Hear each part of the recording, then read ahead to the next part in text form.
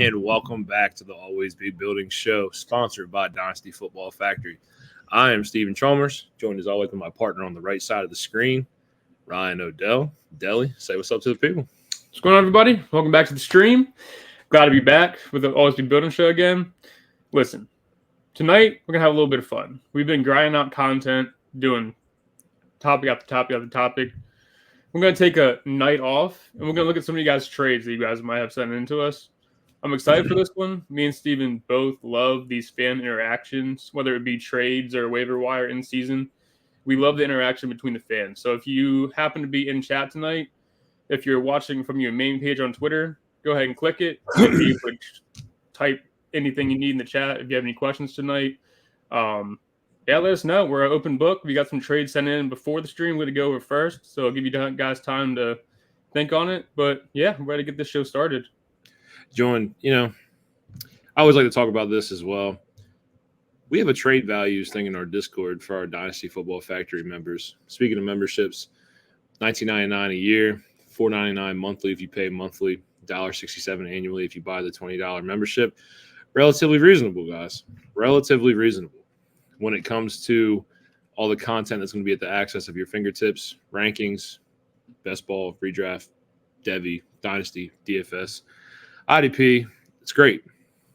It's great. All our articles are there. Hop in the Discord with us, talk football. We're fantasy football addicts that like to have a good time. I say this very frequently because we're trying to push this because we have a blast in the Discord with everybody, and everybody seems to have a blast with us. And we posted this thread in the trade value section of our Discord. Got a lot of positive responses that we're really excited for, and I'm ready to get this show started. Trades, and I'm going to even bring up some of mine. I'm going to let Ryan talk about me. Oh, geez. Yeah. I'm going to let Ryan talk about me. I'll let him see some of my leagues. I'm a fan of this. I'm for the people, baby. You get to roast me a little bit. We'll see. You tend to make out pretty good on trades, if I'm being honest with you. Especially starting someone that we both know, but we won't talk on that tonight.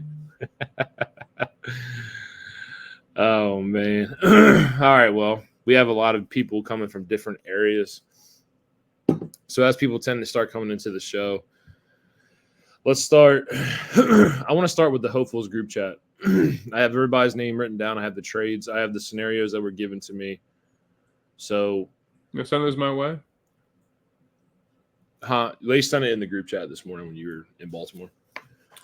So this comes from Dan Turner. I don't know the scoring outlook here. I really don't. I'm assuming standard superflex, standard scoring. We have Pickens and Isaiah Pacheco for Brandon Ayuk. And I'll let you speak. Look, this all for me, and like I said, we don't have any we don't have any context for this one, sadly. But I'll say, if we're talking a 10-man league, I probably prefer the Ayuk side. I would feel a whole lot more comfortable with Ayuk in my 2 than George Pickens. And I get you have a little bit of closure with Isaiah Pacheco, but one, he's in a pass-heavy offense with Patrick Mahomes. And I think he's a guy that can be easily replaceable in Dynasty community. I mean, a lot of times we forget, this is a long-term thing. We don't know when Pacheco may get his job taken over. It could be a year down the road, could be 2, but you want to buy on windows. And I think Ayuk's window is pretty long. I think in my mind, he's an elite receiver. Looking at my rankings, I have him in my tier 5 of receivers, and I have Pickens in just outside 6 in tier 7, and then Pacheco sits in tier 6. So flipping on the other side, in a 12-team league, I'm probably taking the package because things get a whole lot thinner. I know it's only a 2-team difference, but when you're talking more 12-team, 14-team leagues, you want to have as much depth as you could possibly get. And that's when I would take the package side of things. But if we're talking a 10-man league, I think I'd rather have the insurance with Ayuk. Fair enough. So this is where we differ. We differ here. I really did like the growth in Isaiah Pacheco's game from year 1 to year 2. Year 1 saw about 56% of the snaps. Year 2, we're over 70% threshold. That's what you like to see. Again, uptick in carries, still the quality overall performance we're looking for, over 4.5 yards per carry. heavily involved in the passing game, 44 receptions. Clyde Edwards-Helaire is coming back on a 1-year deal. No true running back competition here.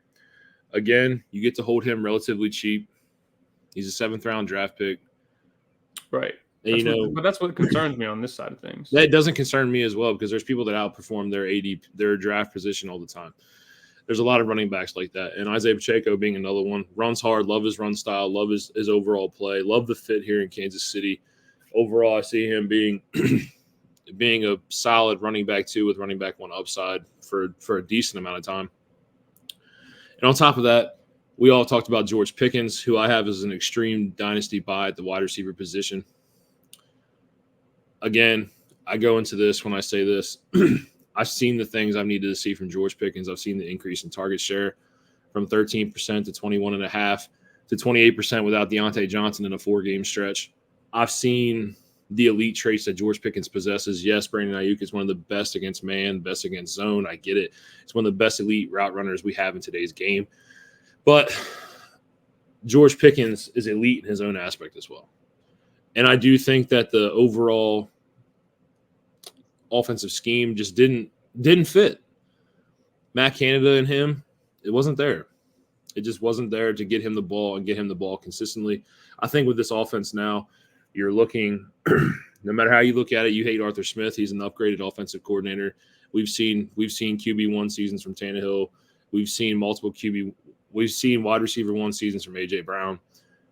I'm not saying that Pickens is A.J. Brown. That's not what I'm saying here, but I do believe that as a wide receiver 1 with his traits, he can, smash ADP. Yeah. And I told you that I believe this is going to be the cheapest George Pickens will be for quite a long time. George Pickens is one of my biggest buys. I'll take the package. Yeah. Before we move on to the next one, I just say that one thing that worries me with Pickens is just the offense. I mean, we saw what Arthur Smith did to Kyle Pitts and Drake London. I mean, he made them pretty much irrelevant. I'm not saying that's going to be the case for Pickens, but for a fact they have Warren and Najee on this team. They're going to run the ball a lot. And I don't know if you trust Russell Wilson or Justin Fields. I mean, I know Justin Fields had a great season with DJ Moore, but let's be honest. I don't think Pickens is DJ Moore. So, I mean, that's kind of where my concern comes with Pickens is I don't like the 1,000-yard season is great and everything. Like, you love to see him hit that number and make another step in year 2, but I'm just worried with Arthur Smith being there. And I think that's something that's kind of looked over a little bit. See, I don't see when you look at Kyle Pitts and you look at Drake London and you look at Bijan Robinson and all this combination, I don't see that level of offensive firepower when it comes to the Pittsburgh Steelers. Yes, we have solid weapons. Let's not get it twisted. We have solid weapons. I love Pat Freiermuth. I love Najee Harris. But to the degree, George Pickens is the best offensive player on our team. That's true. And it's not really close, in my opinion. With that being said, with the addition of Russell Wilson, who was 7th in the league in the intermediate part of the field with his completion percentage, I believe that his game relatively speculates to what George Pickens wants to do. He was middle of the pack last year in the deep ball percentage. He was like 14th, I believe, but 7th from 10 to 18 yards out. That's where George Pickens lives. Yeah. You give Russ 30 pass attempts. You give, let's say, George Pickens. I'm not going to project 28%, but let's go with 25%. I don't think 18 yards per catch is sustainable. That's a mythical number. Yeah, George Pickens is an elite deep threat. I believe that we are looking at the possibility of a top 15 season. I truly do. And everybody's worrying about Brandon Ayuk and his system as well. Is he going to be a 49er for long term? Probably not. But again, we don't know. You never know in Dynasty. I mean, it's funny you talk about this. I mean, we're talking about Ayuk maybe coming to the Steelers. And then what? True. It's true. I don't know. I'm just a big fan of George Pickens. I always have been. I saw after the ACL tear at college, I saw the explosiveness come back year 2. I'm just a huge fan of the kid, man. I really do believe that this is going to be the cheapest you're going to be able to buy George Pickens for a long time. I have him taking that next step into the elite level wide receivers. I think this is the year. All right. That being said, we'll split on this one. We'll move on to the next one. We'll split on the 10-team side of things. 12-team, I think we agree. So, next trade from Vince in the hopefuls chat. This one, I think I got my way here already. But we have Josh Allen, we have Puka Nacua, and we have a mid-2025 second projected. Again, we're projecting here. We have Joe Burrow, Jonathan Brooks, Xavier Worthy, and a 25 first. Also projected mid, he said 5 to 8 in that range. There's a lot of pieces to break this down to, a lot of rookie pieces to break this down to as well, where values are a little spotty. But you have two elite options with Josh Allen and Puka Nacua. And then you get, on the flip side, you get Joe Burrow, Brooks, Worthy, and a 25 first. Yeah, I'm looking at it. Man, I don't know. I don't know about trading Allen, period, if I'm honest with you. That being said, Burrow and 25 first is a great start. Got nothing wrong with that. What are your thoughts? I think for me, like, you can go either way here, but for me, I always like to take the best player in the deal. Yeah, so I'm kind of on the Josh Allen side of things here. So with this kind of trade here, man, like when you have a producer like Josh Allen who can produce with his arm and with his legs, if I were to tear down from Josh Allen, I'm trying to tear down to a QB who I believe can fit the same mold. I'm looking to get an Anthony Richardson type, a Kyler Murray type, a Lamar Jackson type, those type of QBs. Unfortunately, the pocket QBs, I've seen Joe Burrow finish as high as QB4. We've seen Dak have multiple seasons, but he's also chipped in 6 rushing touchdowns multiple times. There's a lot of QBs that sometimes break the mold, but these rushing QBs like your Josh Allens, your Jalen Hurtses, your Lamar Jacksons, they're fantasy cheat codes when it comes to it. And we don't have to worry about Josh Allen. He's on a lucrative contract. I know the offense is completely reshaping. Joe Burrow is not one of the QBs I'm looking to downgrade to. Again, my targets being Kyler or Anthony Richardson. Those are my guys that I would look to downgrade to. I believe the first is a great start, but then again, if you're looking at it from that aspect, I believe Brooks and Xavier Worthy is a sell short on Puka. Yeah, so the way I break it down is like I stated before. I think it's what it breaks down is to Burrow in the first for Allen, which I'm not completely on board with either, and then Brooks and Worthy for a second, and Puka Nacua, how do you want to say it? I think I'm taking the Allen side of things here. I mean, he's been the QB1 multiple seasons. I think he was QB2 2 years ago at this point. But the point is, dude's a dog. And even that season, it was a mythical season for Mahomes that took it to knock Josh Allen off the top spot. He's been consistent. He'll stay consistent. He's the heart of that Buffalo offense. And I actually don't mind. I mean, I know you stated like you kind of want to get like a rushing quarterback back for this trade, but I don't mind downgrading Burrow. Like you said, he's finished top 5 already in his career. He's got a long career ahead of him. I think he can crack that again. He's had a little bit of luck or unlucky streak here with injuries, but I think eventually in his career he'll bounce back and get back into those top 10 consistently. I don't mind the Burrow downgrade. I just think that Allen's probably a quarterback that I'm not looking to sell, period. Yeah, I'm going to go Josh Allen here. It's not a bad deal. It's not. It's not. I do believe that you are selling yourself short a little bit here on Puka. I really do. That's just me. Because realistically, I don't know if Joe Burrow in a mid-25 first gets it done for me anyway. Yeah. I think where's Puka in my tiers? Right outside tier 3 to tier 4. With guys like I have Olave, Neighbors, and Puka in that tier. Puka probably leads the tier, right? Yeah, for sure. He's the top. He's right behind AJ Brown. So he's my wide receiver 8. Fair. So this one, I think this one's pretty easy for me. Justin, Superflex, start 2 tight ends. Automatic emphasis on the tight ends. Tight ends premium 1.5. Pretty big. Pretty big. Yeah. Bowers, straight up for Lab McConkey, Jalen Polk, and a mid-25 first. Yeah, if I'm honest with you, emphasis on that tight end premium, I think it's the Bowers side. I get that's Yeah, I do too. huge That's package. really I don't easy. think it's tough to do a 3-for-1 deal, right? Because it can go easily the other way, and you can end up losing it depending on how things play out. But you're talking about Brock Bowers, who's probably the biggest tight end prospect we've seen since Kyle Pitts, maybe even bigger. He's been balling in SEC since his freshman year. We're talking ACC, Big Ten, whatever. We're talking the big boys in the SEC. He's been a dog. We've been waiting for him for so long. I think, especially in tight end premium, you get him at age, 21 going into the season? You got him for at least 10 years as a tight end, as long as he stays healthy and stays on course. I think you take the insurance, especially in a tight end premium, to go get at that elite upside tight end. Yeah, this is Bowers for me relatively easily. I know how big I am on Brock Bowers. I know how big overall the fantasy community is on Brock Bowers. I know we all didn't love the landing spot, but again, situations change. This is dynasty football. Things change.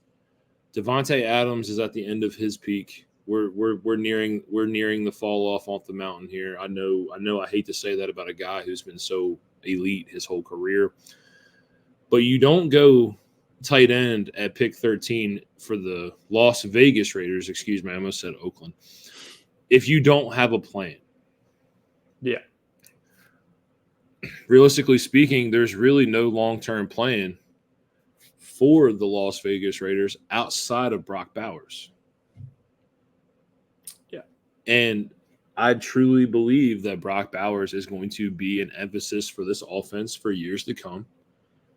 And I'm excited to see Brock Bowers in the league. Like you said, we've never seen a tight end like this in a long time.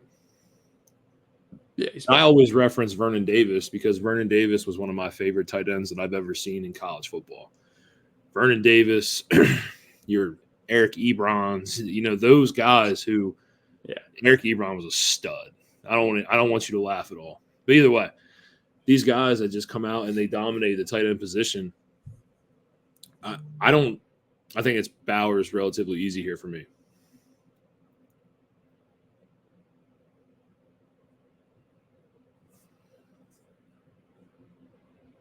You good? Keep going. You're good. All right. Yeah, I think it's Bowers relatively easy for me. Yeah. Not to mention, like just for extra emphasis, I think Devontae Adams is probably out the door soon. I mean, he's old at this point, right?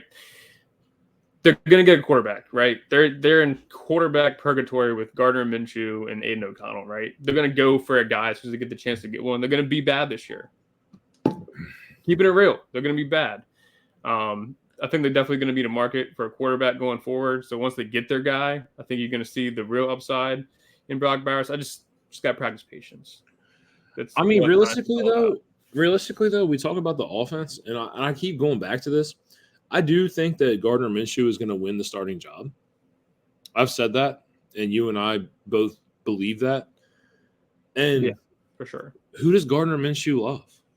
Tight ends, baby. Fucking tight end. Love the tight ends. His average ADOT for his whole career fits Brock Bowers' skill set. These two might be a match made in heaven.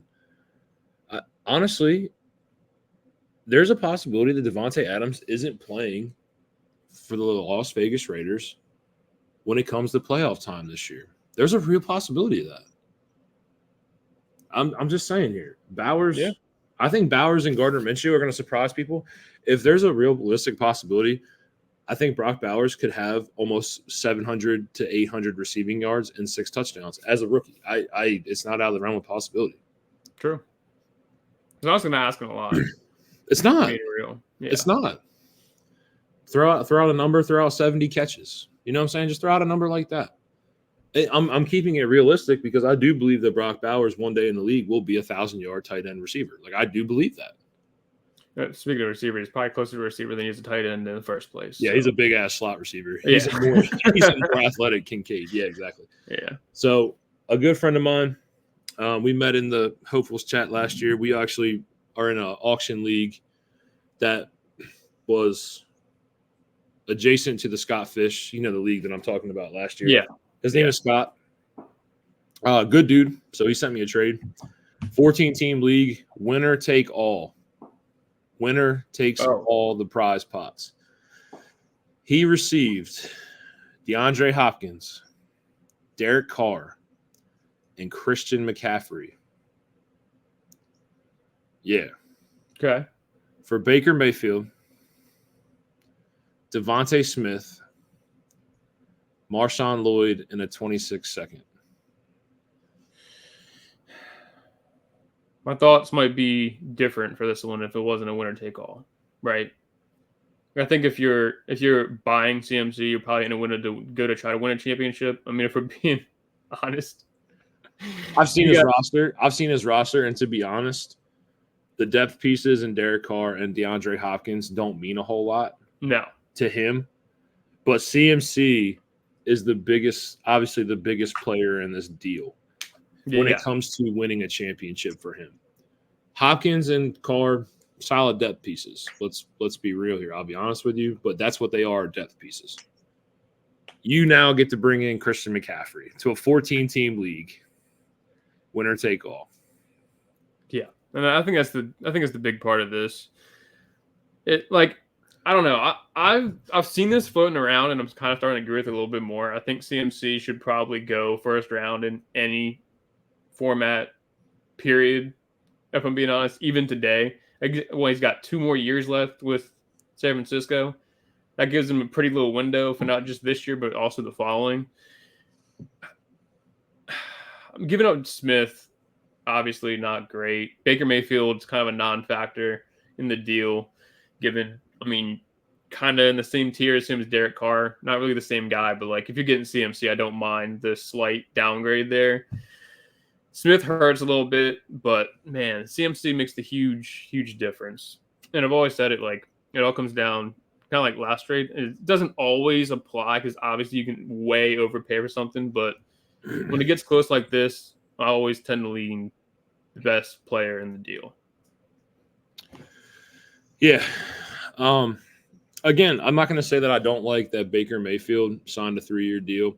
I know his QB coach left him, but let's be realistic. His weapons are still, great to elite when it comes to Mike Evans, Chris Godwin. There's a lot of positive things going on down there in Tampa Bay. The Buccaneers fans have a lot to look forward to when it comes to that. Devontae Smith, we've seen him finish as high as wide receiver 9, which was 2 years ago. Realistically, playing alongside A.J. Brown, I do not believe that wide receiver 1 is in the range of outcomes. Right. Consistently. The wide receiver 9 finish, that was great. That was great. It was a great finish. Realistically, I see him sitting anywhere from wide receiver, let's go 13 to 16 in that range. Probably averaging on, let's say, 14 fantasy points per game, 14 to 15. That's probably his peak right now with A.J. Brown alongside him. And then what? Marshawn Lloyd. In a second. Okay. I like Lloyd, but again, you're in a competition backfield with Josh Jacobs. I know Josh Jacobs has an out at the end of 2025. I get it. The 26th second, what does that realistically mean to you in a 14-team league, depending on where that second finishes? Yeah. Give me McCaffrey. Yeah, I think it's CMC here, especially in winner take all. If your roster's already stacked, I think it's CMC. Now, if you're sitting there with the puppy roster and you're adding CMC to nothing, I would probably tell you just keep the package. But if you say he's loaded up, he's CMC loaded up all day. Yeah, he's loaded up. Yeah, for sure. All right, that does complete it for the Scott Fish trades. So now it's time for the DFF trades. What's up, we have DFF, fellas. I hope you're listening. Let's do this. So we have one between Jim and Chris.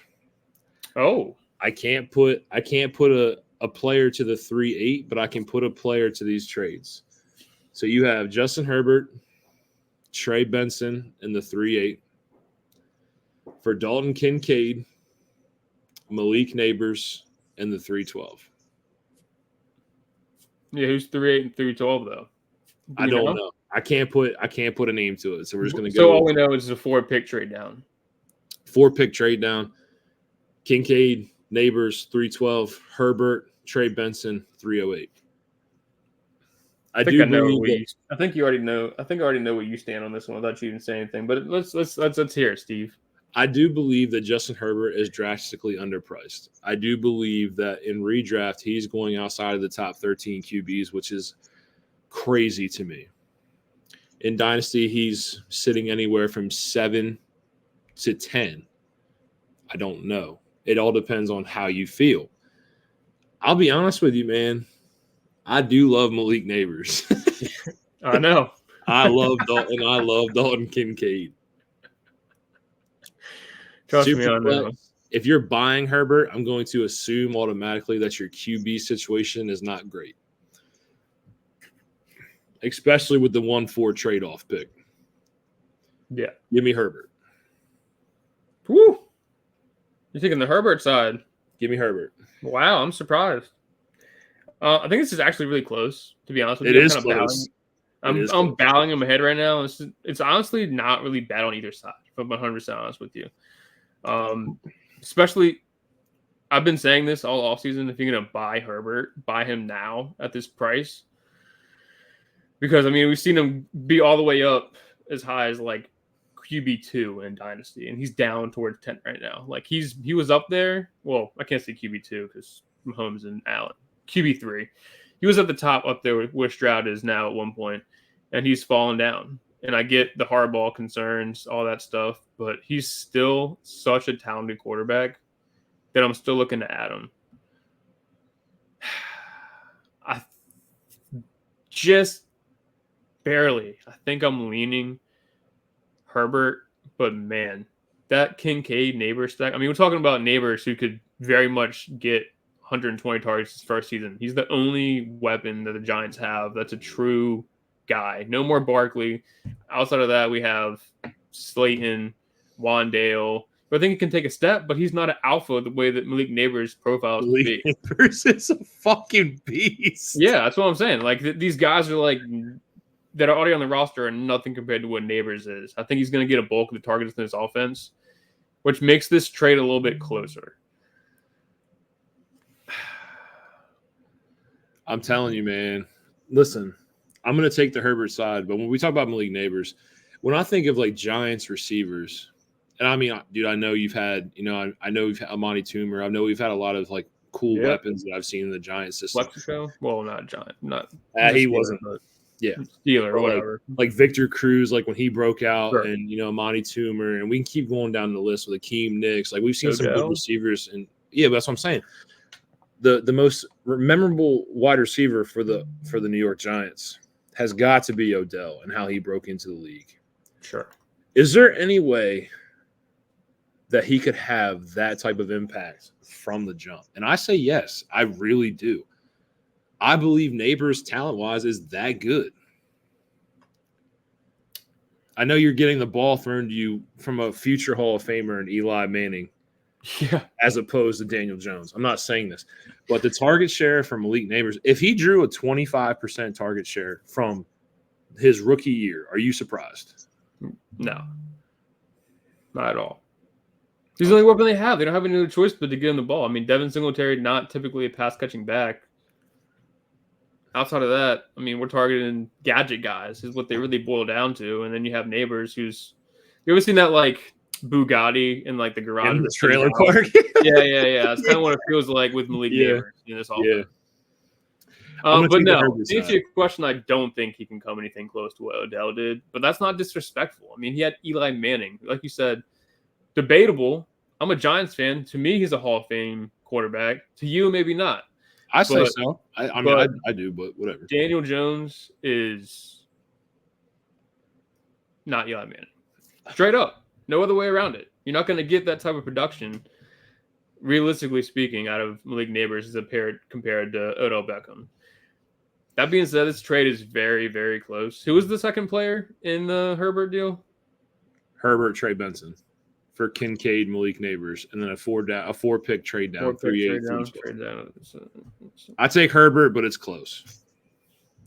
Shit, now hit him. It's fucking Benson. I thought I was Benson. I think I'm going on the other side. I'm going to go Herbert. All right, moving on. So Jim has another trade for Justin Herbert. So you might want to write this down. It's going to get dicey. I need this list, brother. So You're killing me. I'm trying to remember all these people in this trades in my brain. Well, Jim, this is just a standard trade outside of it. So I don't believe this is with anyone that's in DFF. But I got the Herbert, I got Brian Robinson, I have Greg Dulcich and Zay Flowers. So you're getting Herbert, Brian Robinson, Dulcich, Zay Flowers. And this is an interesting package as well. James Cook, J.J. McCarthy, Brock Bowers, and a 2025 second. Want to pass me one more time? One more time. Sorry. One more time. Justin Herbert. Yep. Brian Robinson. Mm-hmm. Greg Dulcich. Mm-hmm. Zay Flowers. Oh, okay. Okay. For James Cook, J.J. McCarthy, Brock Bowers, and a 2025 second. Is he just buying Herbert at this price? Yes. Jim emphasized that he's trying to buy Justin Herbert, which is a great buy. And I think this is another good buy for Justin Herbert. I mean, he threw 2 throwaway plays in Brian Robinson and whoever the other guy was. Greg Dulcich. Greg Dulcich means nothing to me. Those guys don't. But you get Zay Flowers at the same time. And giving up the elite tight end sucks. But like for all the same reasons I agreed with last trade, I think it applies to the same thing here. It's just go get Justin Herbert at this price, to be honest with you. And it don't look back, to be honest. Yeah, it's a good deal for Herbert. It sucks losing Bowers. You got J.J. McCarthy here, who we like. We don't, but we're playing in the unknown. Sure. And we've also seen Justin Herbert, who through his first 3 years in the league leads the NFL all time in passing attempts, completions, yardages, and, all those numbers. And Herbert, we've seen a significant upgrade when it comes to the protection of Justin Herbert via the draft this year with what Harbaugh and them want to do. I know we're a little worried about the weapons on the offensive side for Justin Herbert. I know things have drastically changed since he became a Charger. But that's not long term. Justin Herbert's only 25, 24. Yeah. A lot of things are going to grow in the positive side of that too. He may have a connection with Ladd McConkey. We may see a decrease in passing volume. I get that, but at the same time, we may see an increase in efficiency. Those things happen. And again, Ladd McConkey is not going to be his number one wide receiver for the rest of his career. No. I think Justin Herbert is drastically mispriced, and I believe this is a good trade for Justin Herbert. Yeah. Maybe a little bit higher in Justin Herbert than most people, but at the same time, I think this is a little bit of an overreaction for his value, to be honest with you. Now, this one I have fun with. So, Superflex tight end premium, start 2 tight ends. This is from Romero. He's in the chat as well. Jaden Daniels. Oh, geez. Jaden Daniels, Ben Sinnott, and Jalen Polk. Straight up for Anthony Richardson. That's it? That's the trade.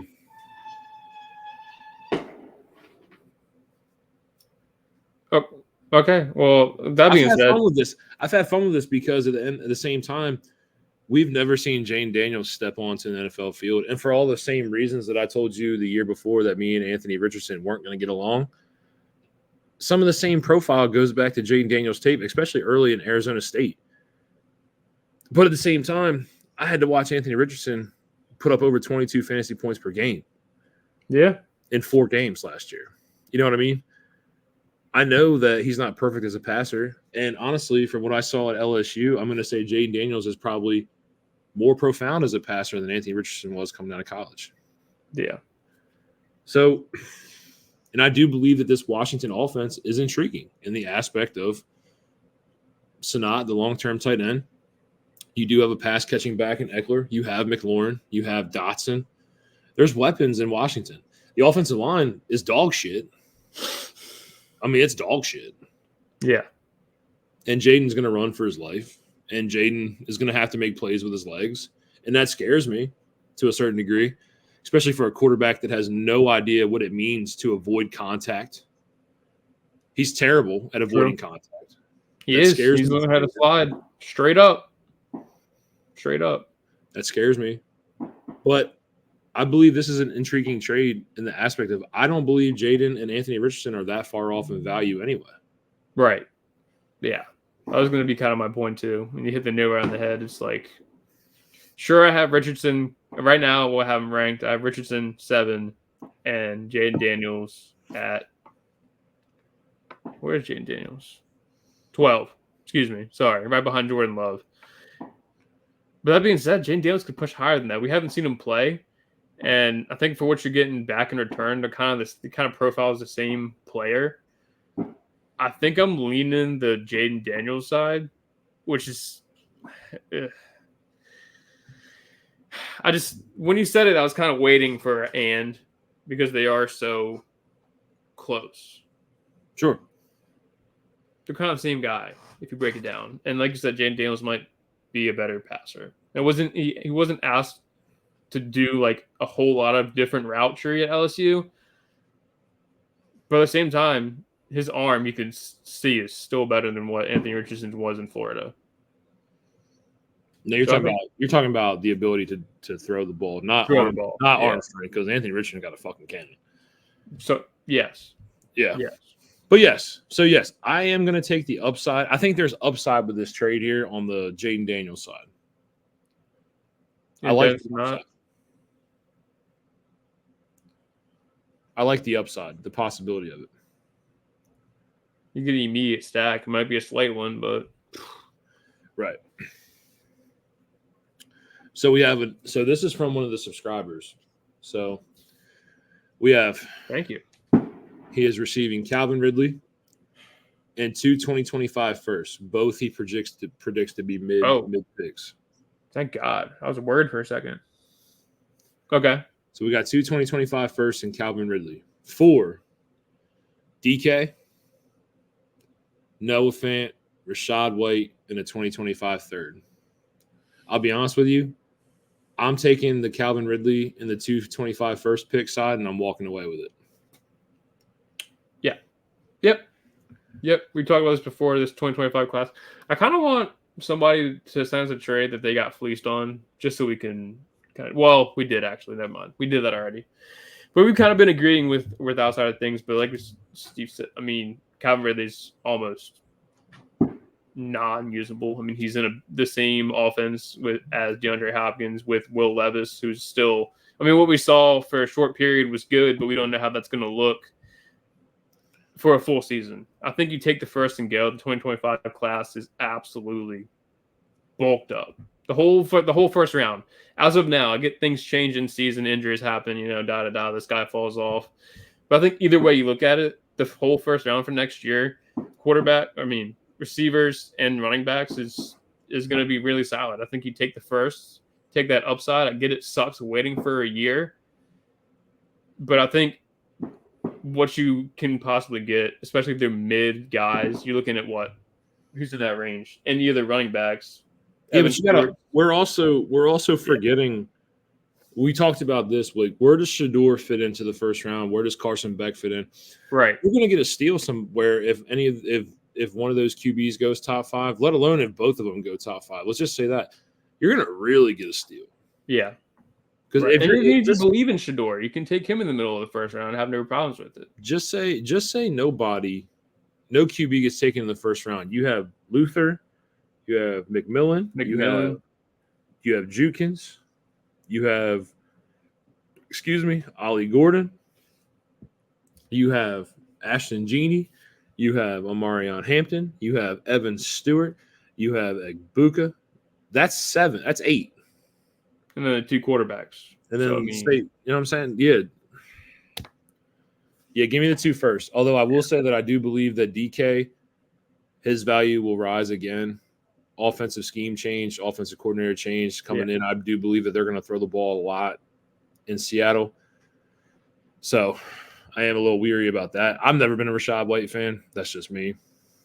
I just don't think what he did last year is going to keep up. I mean, he touched the ball a lot last year. I think they're already talking about giving him less touches than previous seasons. Wasn't the most efficient running back, so if he takes a step back in touches, you can see a little bit of trouble for Rashad White. DK for sure due for a somewhat big season this year. So, I mean, I guess that could be the one argument if you don't like the picks, is DK having a chance at a great season. It would definitely be the one in this offense with JSN still finding his footing in the league. And we've seen Geno get the ball out to DK in the past. It's tough to give up DK, but I mean those picks, man. Yeah, give me the picks. They could end up being a player better than DK by just waiting a year. Yep. So the last one from the chat here, the guy says a mid 25 first or Pacheco. Easily for me, the 25 first. I have Pacheco graded more towards the back end of the first, if not the early second. Let's go with the 111, 112 range. I do not believe that Pacheco in any value should be talked about in the mid 25 first, anywhere from a pick 5 to 8. I don't believe he deserves to be in that range. To me, he's a back end first guy, if not a second round pick guy. Yeah, can I just agree and move on? I mean, you said it straight up. Like that's just what it is. So I'll let you break down some trades here. You've seen them, but I'll let you go ahead and talk about it live. I'll pull one up if you want me to pull one up of yours, if you've made any in any leagues we're in together. It's been a while, I'll be honest. I think my most recent trade was, if you want to answer mine before you pull up, my most recent trade was Tyreek Hill for Kyler Murray. I think is my most recent trade I've made. You received Kyler Murray, correct? Yes. Yeah. Yeah, easily. Give me Kyler. Yeah. The thing is, we've talked about it with Kyler. We're talking about prime bounce back candidate. We've seen Kyler with the overall QB1 upside. We've seen that multiple times in his career. And to be honest with you, we've seen Kyler Murray never average under 18 fantasy points per game. And I believe Kyler Murray is one of the biggest buys from the dynasty quarterback position that we've seen in the last year and a half. And yeah, give me Kyler. Yeah. All right, let me see some of yours. Let me go full screen here so I can put my rankings away real quick. Well, the last trade, I mean, we're in this league together, so I'm going to go ahead and pull this trade up. So as you notice, we'll see A.J. Brown's on my roster. So I give up Devontae Smith, Chris Olave, and my 2025 first, which you can go. You're in the league. You can tell the people if you think it's late, if you think it's mid, whatever you want to say, for A.J. Brown and Jalen Waddle. So for me, I think you set yourself up for that to be a back end first. This is a 10-man league, so like 1-8 to 110 area. I mean, for me, like if you're looking at it from like a win now perspective, I mean, I kind of talked about it earlier. Is like you always want to add the studs. Like I get like on paper, this trade is probably Waddle for Olave and Devontae Smith in a first for AJ Brown. Whichever way you look at it, that sounds fair. But I think you win this because I mean you can see the roster in the background. You have Lamar, Henry. I'll pull the roster. I'll let you guys do Monra and AJ Brown and add Jalen Waddle at the same time. Kittle, Montgomery. This is a win now roster, and I think getting AJ Brown, who can finish as a top 8 receiver in a given season, is a massive W. Yeah, and I get maybe you lose a little bit on the Smith for our first trade because we've talked about that. This next year is loaded, but you're putting yourself in a chance in your own league to go win it this year, and I think that's the gist of it. Yeah. And I think for what you're doing, you did all right. Yeah, I'm happy with the trade. Yeah. And then but I can also see for the other guy too. Like if he's not in the situation to win, adding a first and tearing down to Smith is probably not the end of the world. Nah, the crazy part is Kurt's roster is pretty stacked itself. Yeah, and he added a first to it. Yeah, you're right. He's the other old man team. It's you and him, man. I don't even think I'm old. My oldest player is Kittle and Derrick Henry. But I mean, outside of that, there's a mass staple of like huge guys here. My QBs are set here for the long term with Love and Lamar. Got Pitts, got You got Love. Pitts, you got DK, you got Waddle, you got AJ Brown, you got Amon St. Brown. You know what I mean? Like there's a huge like scheme and building block that's there for this team. Yeah, so I think AJ Brown makes it worth it. 12, Show me the next one, 12 big dog. 12 team Debbie. Jonathan Taylor or Amarion Hampton plus Igbuka. Don't ask me this question. So you go ahead. Give me Omarion. Give me the Igbuka Omarion Hampton side.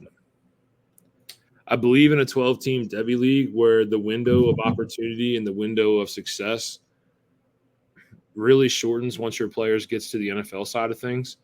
I believe the ability to add an Omarion Hampton, who me and I'm significantly high on, and Deli being the same. Plus, you get to add a wide receiver and Igbuka, who, you know, he should have, if he came out this year, you know what I mean, probably a late first wide receiver. This year, he's banging for the 3 spot at the wide receiver position with Evan Stewart, and I believe that he will again be another first-round wide receiver talent. Jonathan Taylor's window is probably closing on the elite side of things here, and I'm going to take the package. Yeah, especially in Debbie leagues, I think it's important to continue to stack up the rookies and keep like an oncoming rotation of players. Like you said, I always talk about this, and I'm lower than most would be on Jonathan Taylor, but I think he's had his best season, and that's typically when you want to trade him. I get he's in the offense with Richardson, so it'll be a run heavy, but I think the days of 18 touchdowns and what was it, like 1,600, something stupid like that rushing yards is behind him. I think you try to just go get those Debbie players, and just go with it. So, Ryan, I will let you do some explaining on this is your league. This is the Better Than the Goodell League. This is a 10-year Dynasty League. I'll let you explain my roster first before I give you the trade scenario. Oh, so you don't look terrible to the people? Anyway, this is not a direct reflection of Steven's skills. This is not a team that he has by choice. He's got picks in the future. He's going through a rebuild. That being said, very, very young team if you break it down. I mean, he's got some pieces already getting started for the rebuild. He had a good year 1. I think he owned most of the first round in 24. As you can see it, I mean, ton, and then you still have 4 in 25, and you're done after that. But I think that being said, that's tons and tons of talent that you're going to be bringing in. So let's bring up that trade, big dog. So this is the trade that I acquired Garrett Wilson on draft day. So QB needy team. Let's just be real. Had Kenny Pickett as his QB2. It didn't work out. Obviously, he has T. Law as his building block QB. So you have the overall 2024 first became the 110, which you can put a name to that, was Jonathan Brooks. Yep. So you have Brooks and you have Keon Coleman, if I'm not mistaken. No, it wasn't Keon Coleman. Think Keon Coleman? It wasn't Keon Coleman. I'll tell you in a minute. Trey Benson?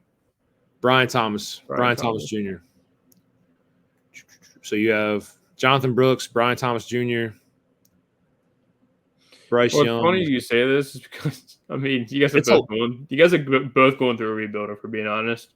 It's a big package. It is a big package. It's a pretty big package. I would have loved to see him. I think he had the opportunity to go Jaden Daniels. I think if he goes Jaden Daniels, you kind of screw yourself here. He took Drake May over Jaden, and I have a lot of Drake May shares. So in the draft, I ended up with Jaden Daniels and JJ McCarthy. So I think that's what's going to hurt him is passing on Jaden in that trade.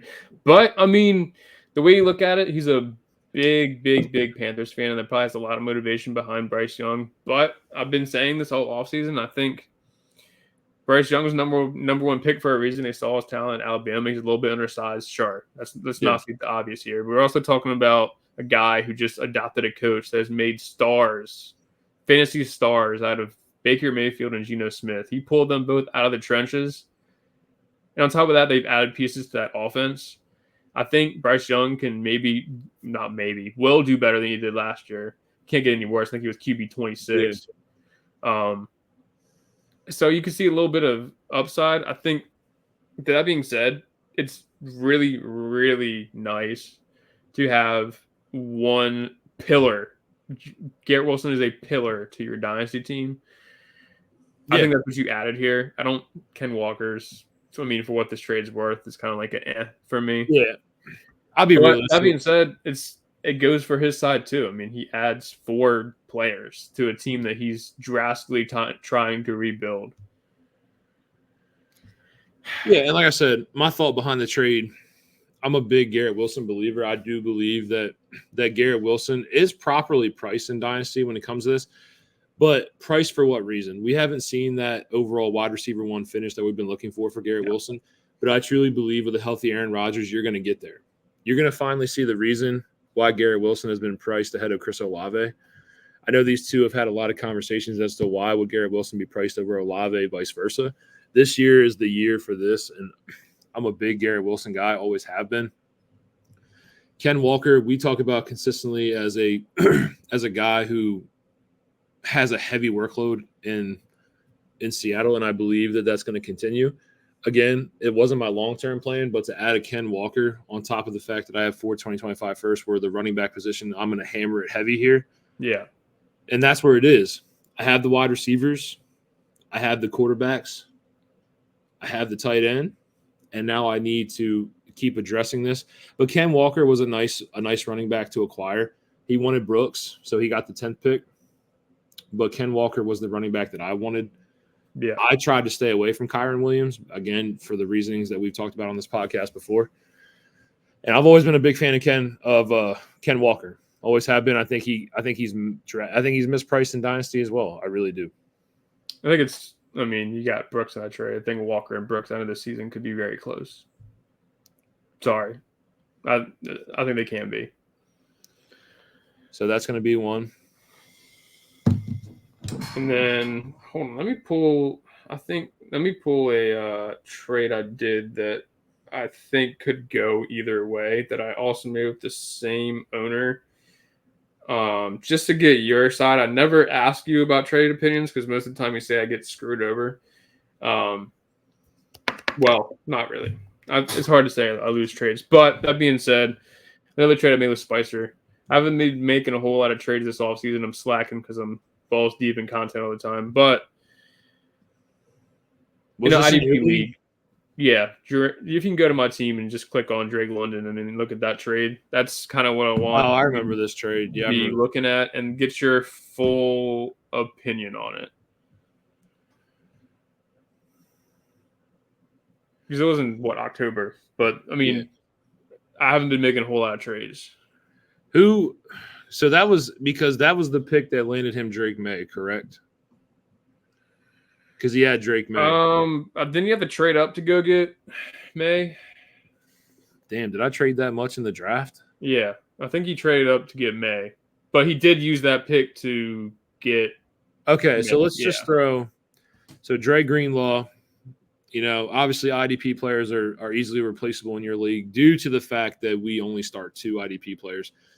True. Achilles injury to Dre Greenlaw, we all know about this. So let's look at it from this perspective. We have Brandon Ayuk and Drake London for Adam Thielen, a 2024 first and a 2026 first. So let's throw Drake May to the name of the 24 first and Adam Thielen. So that's a hefty price to pay. Adam Thielen, an aging wide receiver. Obviously, we've seen him finish in the top 20 this year. And then you have the 24 first Drake May, who is going to be a building block for him. But Ayuk and Drake London, I got to take Ayuk and Drake London. Yeah. I was curious. I never got your opinion on that trade. Other than that, I mean, I'm sure I've made trades I'm just forgetting about, to be honest with you. No, I went through a whole tangent in your league, but all those look bad because I'm trying to do something different and kind of build up something. Yeah, so I'll show you. This is my last one. This is an ultimate rebuild league, like where I tore it down. It's a 14-man league. I have really nothing here. You got JJ, you got Worthy, you got Bowers, you got Drake May, and then it's really bad. And I have 4 firsts in 2025. And yeah, so here's where I was. I traded Drake May. What a terrible picture. God bless that man. God bless him. I traded Malik in a 2025 first, which is projected to be a back-end pick in this draft, for Drake May and an upgraded 2025 first. That's the last trade I made. I don't know, man. I think I'm taking neighbors on that side. I'll be honest with you. The pick in 2020, dude, I'm telling you, it's a late pick. Like, we're talking outside the top 10. Yeah. It's fair. It's a 14-team league. I needed the QB anyway. Really drastically needed the QB. Had to completely rebuild it. Completely. All right. Well, we didn't get a whole lot of trades in the chat, which kind of sucks. But, I mean, I guess that'll wrap things up tonight. Wish we had a little bit more interaction from the chat. Shout out to Michael Romero for hopping out, though. Throwing a few trades in for us. Greatly appreciated. Yeah. I think we had a lot of trades sent to us. I mean, we talked about trades for 55 minutes of just people wanting trades talked about, which is great. I'm fine with it either way. I mean, I appreciate everybody that came out tonight. We've got 183 people in the chat tonight, so that's an awesome number. But Ryan and I are preparing for Scott Fish. So Tuesday our draft starts. So our mindset has changed. It's rotating. It's always rotating. We do have a podcast Monday night. Per usual, baby. Per usual, we'll be back Monday night. And we're not sure exactly what we're going to do. Not sure exactly, but we're going to keep you updated. Ryan, anything you want to say before we get out of here? Yeah, if you showed out tonight, we appreciate you. We love these interaction streams. Can't wait to start doing them more once we get closer to the season. We're sitting in the dead zone, and I get 183s below our average numbers. But that being said, I'm sure that everybody that signed in a trade got to see this video. We hope that you guys perceived it well, whether we thought you lost or not. I hope you don't hate us either way. We're just going to give our honest opinions. That being said, thanks for those that sent in trades. That's about all I got. Yeah, again, if you like the content, like, comment, subscribe. We appreciate you guys. We know it's a weird time for Dynasty football talk. We get it. I know. But we're here. We're here every week. We're going to consistently be here every week. Only one podcast. This is my long work week. So on that note, this is where we're going to end the stream tonight, and we are out.